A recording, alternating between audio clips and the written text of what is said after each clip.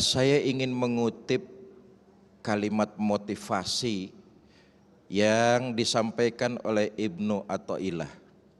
Beliau mengatakan begini, seseorang yang melakukan dosa besar asal tidak menyekutukan Allah ya. Seseorang yang melakukan dosa besar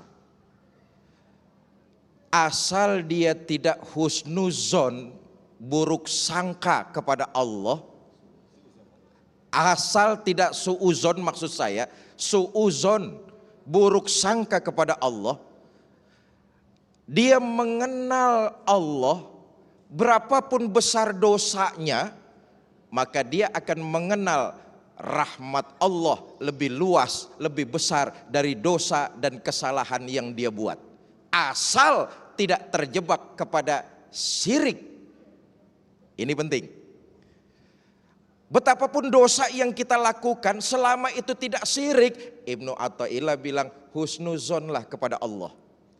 Bagaimanapun besarnya, kalau kamu melakukan pertaubatan, diterima taubatmu. Nah, menyikapi apa yang tadi disampaikan oleh Pak Afta, bagaimana cara kita menyikapi orang yang seperti itu? Pertama, hendaklah kita jangan melabeli orang tersebut orang yang maksiat. Karena salah dan dosa memang tempatnya kita. Ustadz Tile sudah bilang, Ustadz Nur Faldila sudah bilang. Jangan kepada orang yang terjerumus dalam kemaksiatan, lembah durjana, kita malah menjauhi. Apalagi melabeli orang tersebut dengan sesat. Apa yang mesti kita lakukan? Paling tidak berdoalah kepada Allah agar orang tersebut diberikan petunjuk. Ini kan maaf, yang terjadi di masyarakat kita kan sebaliknya.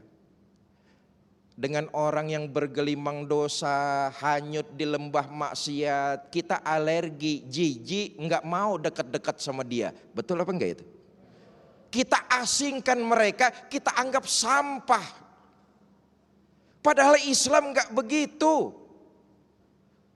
Berapa banyak yang kita doakan, selalu yang kita doakan kalau orang berbuat baik kepada kita. Sementara kalau orang lagi salah jalan, lagi maksiat, lagi melakukan kezoliman, kita cibir, kita nyinyir, kita labeli dengan label-label yang enggak karuan.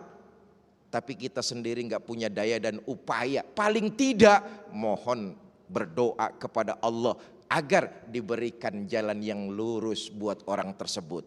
Ini yang harus kita lakukan nih. Artinya kita juga berhusnuzon. Jangan melabeli mereka. Kita katain dia salah. Sekarang boleh jadi ntar sore kita yang berbuat kayak begitu. Betul apa enggak? Belum tentu yang kita caci maki lebih benar dari kita. Boleh jadi yang kita caci maki lebih baik dari kita padahal. Karena itu ketika kita melihat saudara kita salah jalan, mohonlah pertolongan Allah agar dibukakan hatinya. Karena sekali lagi saudara, hidayah, taufik dan inayah itu hak prerogatifnya Allah. Kalau memang saudara tidak mau bergaul, kalau memang kita nggak mau nimbrung dengan orang-orang seperti itu, jangan menjustifikasi, jangan melabeli, jangan ngatain. Tapi keluarkan doa yang tulus dari hati kita supaya Allah merubah orang tersebut menjadi arah yang lebih baik. Itu yang pertama, bagaimana cara kita menyikapinya. Yang kedua, nah kalau kita sudah berdoa, ternyata itu orang masih saja melanggar, melakukan perbuatan salah dan dosa, ndilalah. Ndilalah apa ndilalah itu?